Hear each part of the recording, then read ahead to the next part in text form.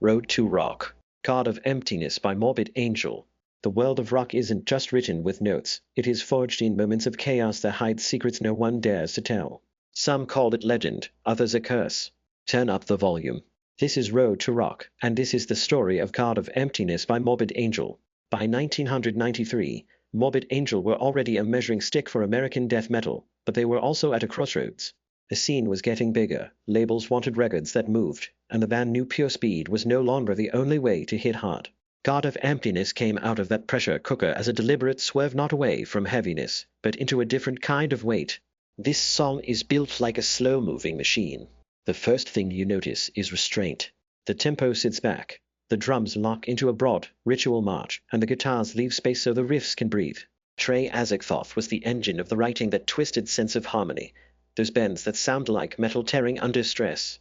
David Vincent shaped the impact just as much, because God of Emptiness is one of those tracks where the vocal is not only riding the riff, it's commanding the room. His delivery is measured, almost spoken at times.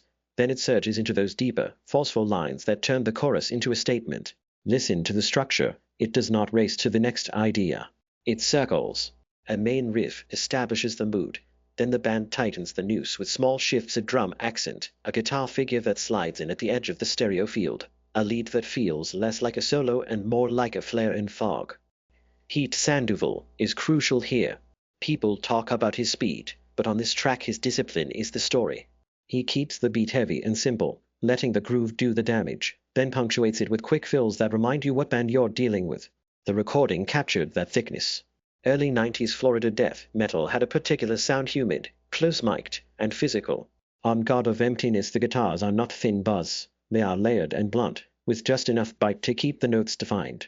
The bass sits underneath like a low tide pulling at your feet.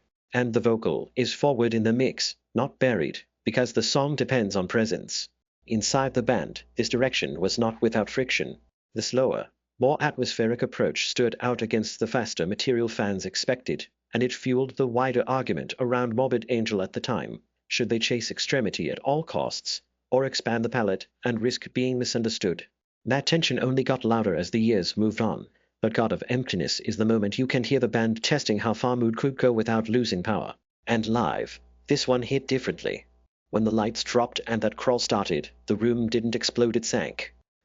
People stopped windmilling and started nodding in unison, like the floor had turned to stone. You could feel the low end in your ribs, and every pause felt intentional, like the band was letting the silence speak. God of Emptiness didn't become important because it was the fastest or the most technical. It mattered because it proved Morbid Angel could make death metal breathe slower, darker, and still absolutely crushing. Subscribe to the channel and smash that like.